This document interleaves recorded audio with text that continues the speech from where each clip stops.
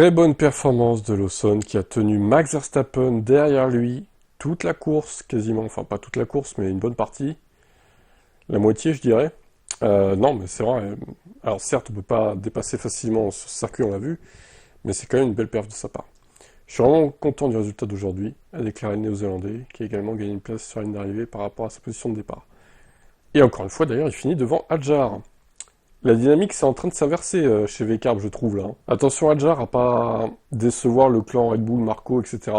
Pour l'année prochaine. La course était difficile et trouver une fenêtre d'arrêt au stand de propriété était délicat avec tout le trafic, la vitesse était excellente, tout comme l'indération des pneus. Tout a été très bien géré par l'équipe.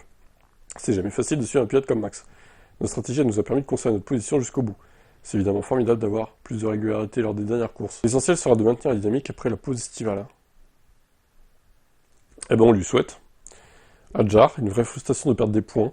J'ai eu le bon rythme tout le week-end, j'étais confiant pour la course. Malheureusement, nous n'avons pas pris à mon départ. Au premier tour, j'ai tout donné, mais j'ai été dépassé et coincé derrière d'autres voitures. Avec les pneus médiums, le rythme était solide.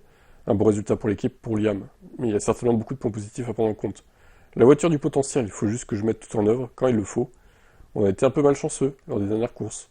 Je suis optimiste pour la seconde partie de saison, je vais rester concentré sur l'avenir et revenir plus fort après la pause estivale. Alors à noter que Isaac est toujours devant Liam Lawson, 2 points devant, mais ça se réduit l'écart. Donc ça va être intéressant de voir leur bataille chez VCarb d'ici la fin de la saison. Est-ce que vraiment Hadjar va finir devant ou est-ce que Lawson va le rattraper et le dépasser?